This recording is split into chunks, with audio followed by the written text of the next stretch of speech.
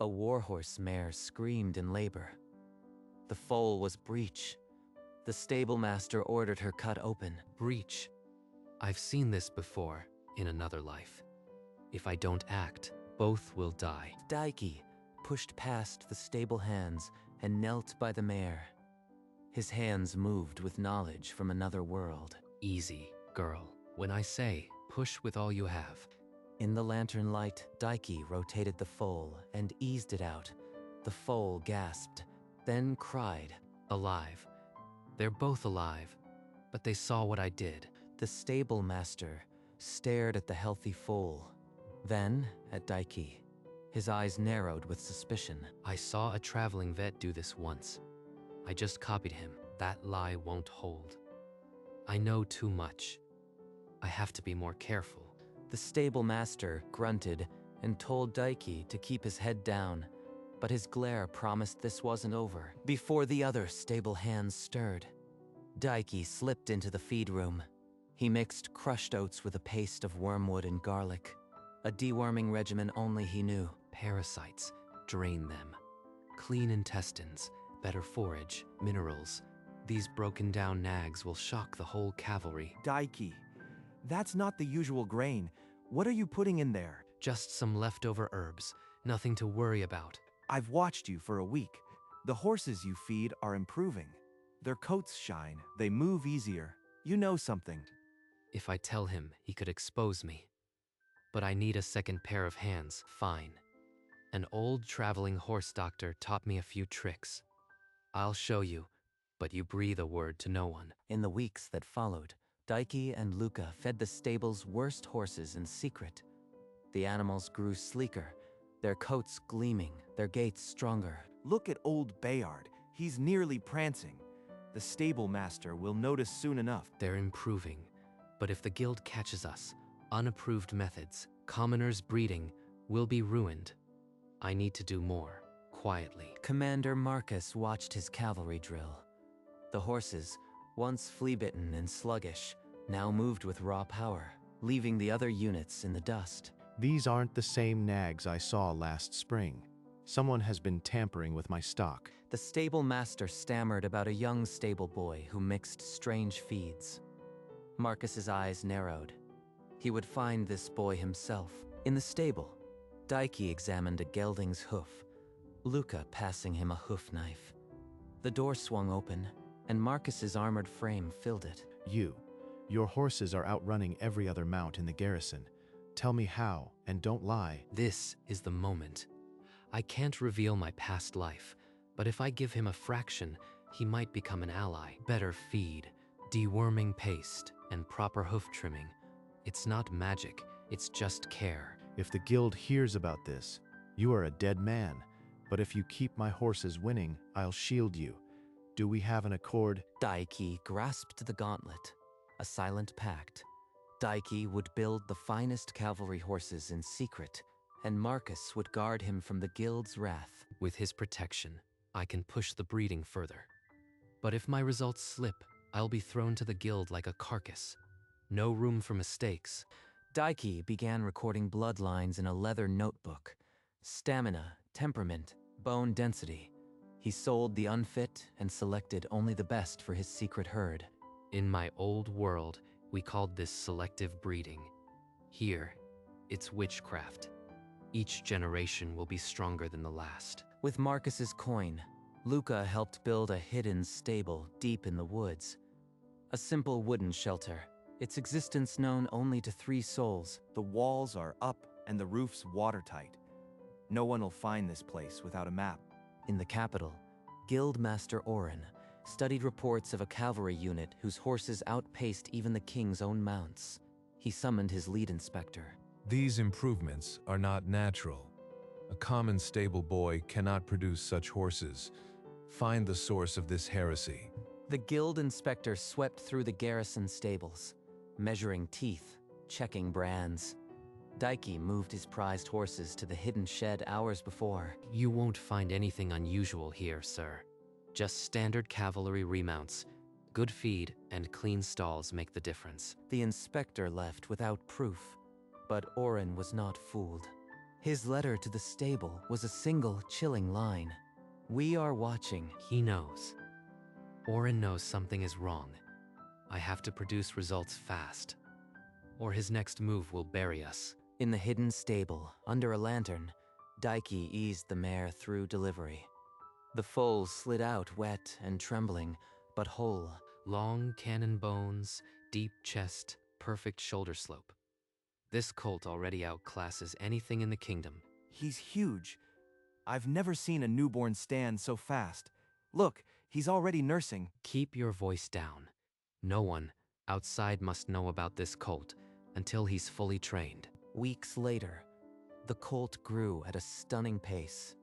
Commander Marcus came to the hidden pasture to see the secret herd. In all my years, I have never seen such a beast. This one is a war horse by nature. Marcus ordered the colt to join morning drills. He would reveal the weapon his cavalry had been forging in silence. Commander, if the guild hears of a horse like this bred in secret, they'll accuse treason. Give me time to perfect it. Marcus shook his head. Our enemies won't wait. Luca saddled the colt for tomorrow's charge. He turned and strode away. He's right, but showing the colt now is like lighting a fuse. Once Orin sees it, nothing will be secret. At dawn, the training field shook.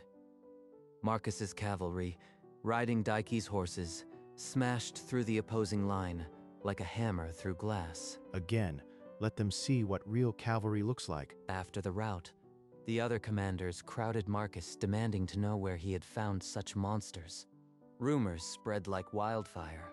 In the guild hall, Orin received the reports with a cold smile. He had waited for this moment. A stable boy illegally breeding horses of war. Such heresy threatens the realm. I will name him before the garrison council. The council convened in the garrison mess.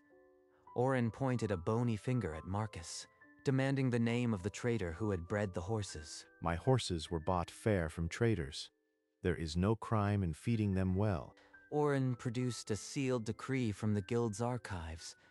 Any unofficial breeding of war horses was punishable by stripping of rank and imprisonment. He's forcing Marcus's hand.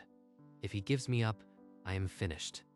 But if he doesn't, he risks his own command. Marcus refused to name Daiki, but the council suspended the investigation pending royal review. Orin's eyes promised this was far from over. Orin strode into the guild hall and posted a public challenge. Only a race, stallion against stallion, would prove whose breeding was lawful. Let this stable boy prove his methods on the track. If he loses, his horses are forfeit and his patron shamed. Daiki brought his 2-year-old colt to the race grounds. The animal's muscles rippled, but he was still growing, untested. He's fast, but he's never run against a mature horse. One misstep and we lose everything. Luca, helping at the rails, saw a massive 4-year-old being led to the guild's stable, a horse with the brand of Orin's personal stud. Daiki.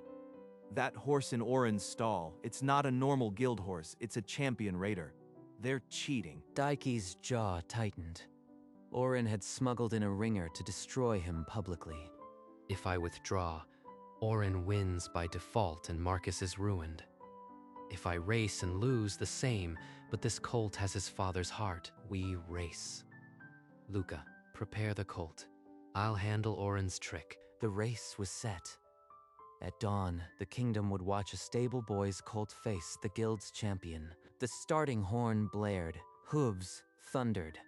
Orin's champion broke clean and opened a 5-length lead in the first furlong. Commander Marcus gripped the railing, knuckles white. The ringer was too fast. That champion is burning his reserves.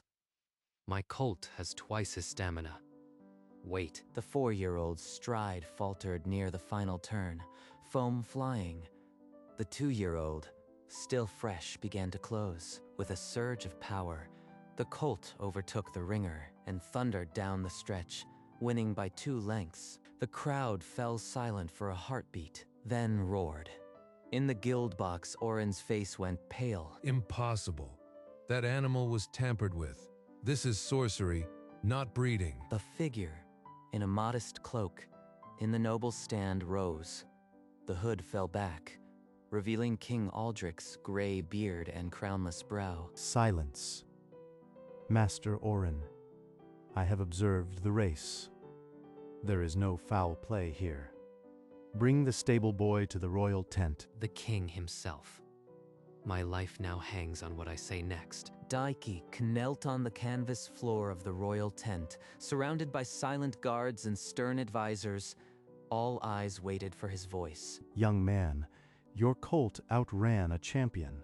Explain how a stable boy breeds such stock. I found old scrolls in a ruined abbey, Your Majesty, ancient treatises on selective pairing and equine care. I merely applied their methods. If they check those ruins, they'll find nothing. But the king wants to believe in a clever find. The realm has lost such lore. You have my gratitude for recovering it from this day. You have a royal warrant to manage the cavalry breeding program under Commander Marcus's protection. Your Majesty, this boy has no guild training. This is a breach of our charter. Your guild investigated and found nothing. Silence. Master Orin, the crown has spoken. Orin bowed stiffly, but his eyes burned with cold fury. The king had shielded Daiki for now, but the guild's pride was a wound that would fester. He won't forget. The guild won't attack openly now, but shadows are their weapon.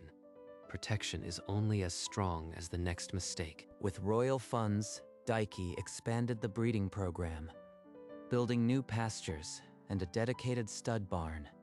But he kept his finest mares in the hidden stable. More horses means more targets. I'll spread the risk.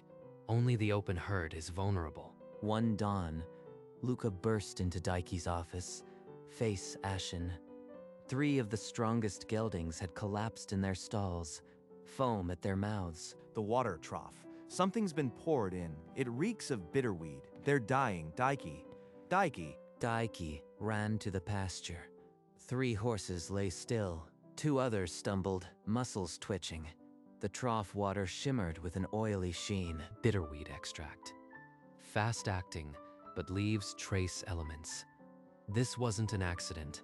It was deliberate. No common poisoner could slip past my patrols. Someone with access did this. King Aldrich convened an emergency session. Orin stood with folded arms, mouth tight. The evidence was gone, the trough emptied, the stable hand who mixed the feed vanished. Without proof, I cannot act against the guild. The inquiry will continue, but our enemies now know we are vulnerable. Strengthen your defenses, Master Daiki. He's right, but I've hidden the mares, the real future of my bloodlines. They'll survive this. Next time, I am not just defending, I am taking the fight to them. In the king's private study, Marcus spoke plainly. The guild would never stop. They needed a stronger shield. Make him Royal Master of Horse, with title and lands.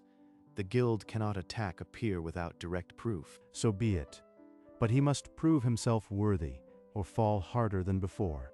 Daiki knelt on the cold throne room floor, the weight of the moment on his shoulders. Daiki, for your service, I grant you the title Lord of Aspenwood, and appoint you Royal Master of Horse.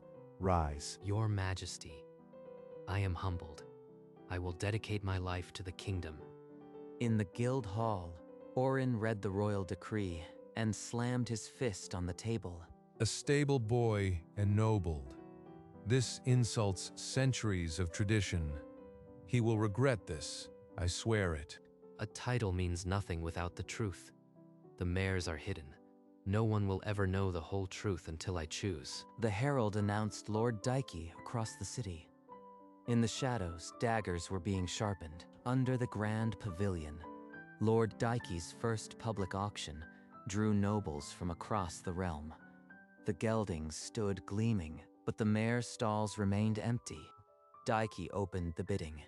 2-year-old geldings with speed in their blood. The crowd surged forward, purses ready. Nobles shouted sums that dwarfed Daiki's old salary as a stable boy. The hammer fell at a record price. A familiar voice cut through the clamor. Guildmaster Orin stepped into the bidding ring, his entourage parting the crowd. Lord Dike, you sell only geldings and inferior stallions. Where are your mares? Are you hiding a flaw in your bloodline? The mares remain under royal protection. Their breeding is a state secret. The geldings prove what we produce. Orin's face flushed. He could not openly challenge the king's decree, but his fury was plain. The crowd buzzed with new questions. The auction resumed, unrestrained. Buyers knew Dike's geldings were weapons. They paid fortunes, and the Lord of Aspenwood grew wealthy. Let them think they know the secret. The real key isn't in what I sell, it's in what I keep. That night, Dike's coffers swelled. But so did the whispers. What was he hiding in his mare pastures? And why would no one sell a single dam? A foreign merchant arrived at Aspenwood, dressed in fine wool and a silver signet ring.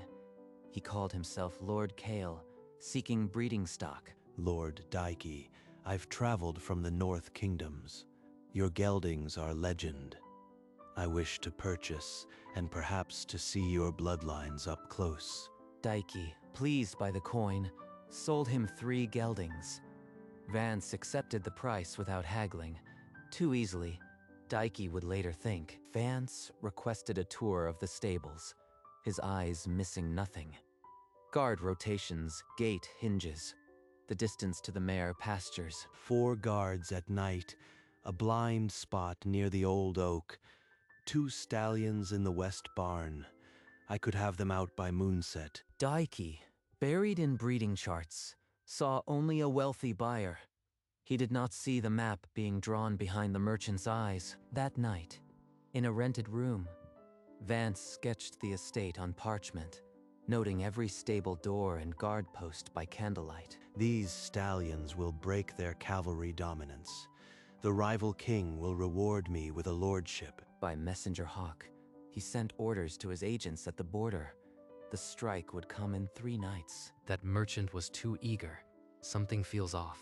I'll increase the night watch, just in case. 3 nights later, under a moonless sky, shadows crept into the west barn. Vance led them, silent as death. They cut the gate hinges and slipped bridles onto 2 massive stallions. No guard saw them vanish. At dawn, Luca burst into Dike's chambers, face pale. The west barn gates hung twisted. The stallions were gone. Dike threw on his boots and ran to the stable. Within minutes, he saddled the fastest horse and led a dozen riders toward the border. They thundered through the night, following hoofprints fresh in the mud. But the border was too close. At the river ford, the tracks vanished into the rival kingdom's territory. Vance had crossed. Dike reined his horse, chest heaving. 2 seasons of breeding, stolen in a single night. By noon, a royal messenger arrived with a sealed summons. King Aldrich demanded Dike's presence immediately. Lord Dike, 2 of your prized stallions are now in enemy hands. How do you intend to protect this realm's cavalry? Your Majesty, they took the wrong horses. I will prove it. The court fell silent. Dike stood alone in the circle of floor before the throne, every noble eye fixed on him. You say they took the wrong horses. Explain your meaning, Lord Dike. My realm's safety hangs on this. He is stalling, Your Majesty. The thief took his finest, and now he spins tales. I can't tell them. The mares hold the real genetics. They'd see it as sorcery. The true treasure of my breeding is not in those stallions. They are but shadows. The real stock remains safe. Where is this real stock? Show me proof, or your title means nothing. Your Majesty, it is hidden for the realm's protection. When the time comes, the proof will speak for itself. More riddles. He hides a flaw. The realm cannot wait on a commoner's hidden secrets. The royal warrant grants him time, Master Orin. Unless you have evidence of treason, hold your tongue. The king dismissed the court, but his eyes lingered on Dike, a promise that trust, once broken, would not be easily remade. Months passed. The rival kingdom paraded the stolen stallions in their capital, boasting of a new breeding empire. Daiki read the trade notices. The rival had bred the stallions to common mares, as he expected. The results were already predictable. The stallions are carriers for recessive stamina alleles. Without my mare's complementary traits, the phenotype collapses. The door banged open. Luca rushed in, a fresh broadsheet crumpled in his fist, face lit with urgent news. Daiki, the merchants are talking. The rivals' first foals from the stolen stallions. They're ordinary. No speed, no heart. Ordinary how? Give me the details, Luca. Were they underweight, short-backed? Weak cannon bones, listless temperament. One trader said they couldn't outpace a draft horse. The rival king is furious. The genetic lock works. Without the dam's mitochondrial line and the X-linked modifiers, those stallions are just pretty geldings. Daiki closed the leather journal and stared out the window at the pasture. The real herd, the mares, grazed unseen in the distance.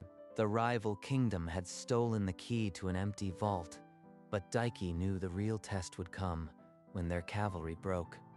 Then they would come begging. A border skirmish erupted near the Thornwood. The rival kingdom's cavalry, mounted on the stolen bloodline, was shattered in minutes.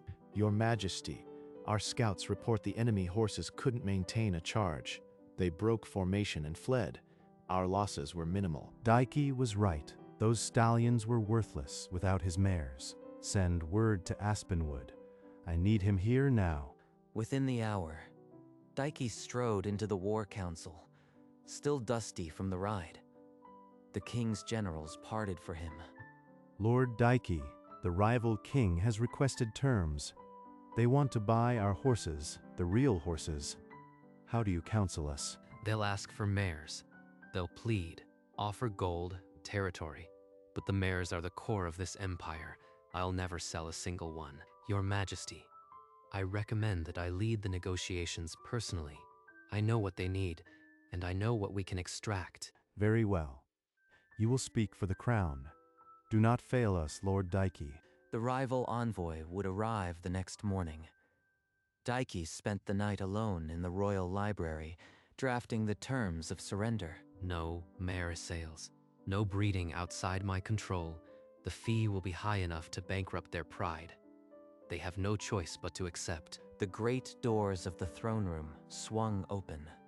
A bent-backed envoy in ash-gray robes approached, flanked by guards of a rival banner. Your kingdom stole my stallions, but you bred them to common mares and got weakling foals.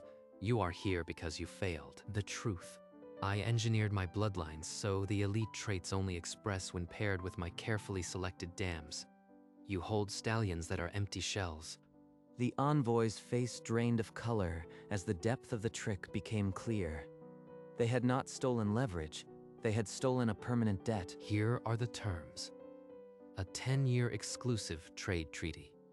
An annual fee of 50,000 gold. A non-aggression pact. And no mare, not a single filly, will ever cross your border. You will buy our geldings and sires we choose to release. Your cavalry will ride at our pleasure.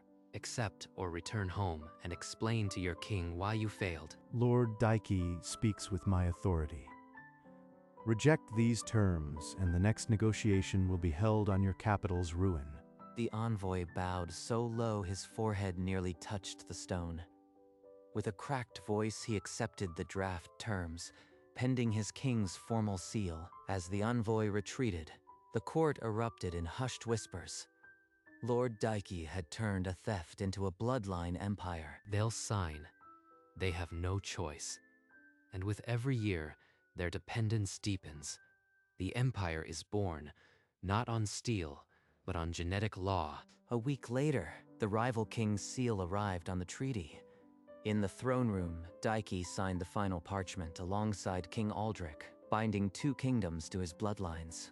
The terms were engraved: exclusive trade, annual tribute, and the absolute prohibition on mare sales.